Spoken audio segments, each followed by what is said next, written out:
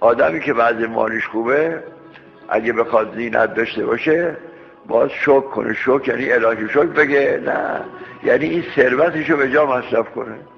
ما خیال میکنیم میگن شکر کن، این شکرتم لعزیزنکم یعنی بگم الهی شکر به زبون. نه، اون شکر حقیقی اینه که نعمتایی که خدا به ما داده به جا مصرف کنیم.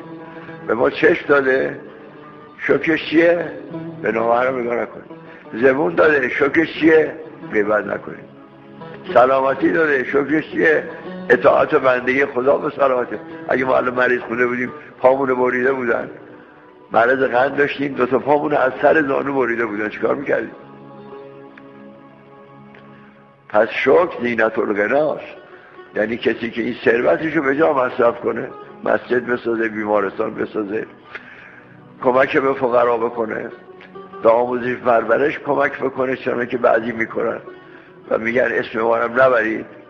وقتی خبر میدن میگن یه شخص خیری در اردبیل مدرسه به آموزش پرورش اهدا کرده، این خالصه، اسمش هم نمیبرن، خودش هم سپرده.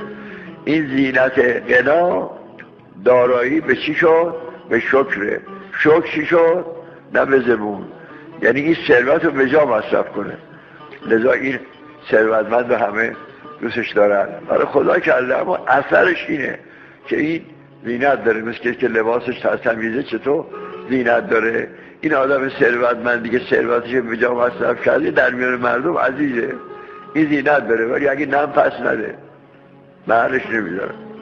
یه ثروتمندی مرده بود، جنازه‌شو بردن قم، به من گفتن دم سر ماشین وایساد که جنازه رو درارن، پسرها همه یکی سرتیپه، یکی سرلشکر، یکی مهندس، یکی دکتر، همه سیخ با گروات مشکی وایسادن.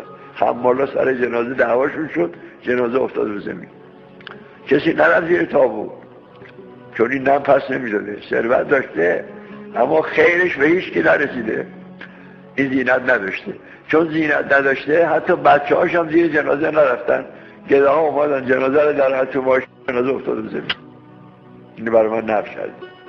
پس ثروتمندم، اگر شما خیال نکنید هر کی داراستش جنازه شلوغه، و یه جنازه شلوغ مردم میگن این پولدار بود، اون پولداری جنازه شلوغه که کار خیر کرده. زینت الغنا چی شد؟ شکر.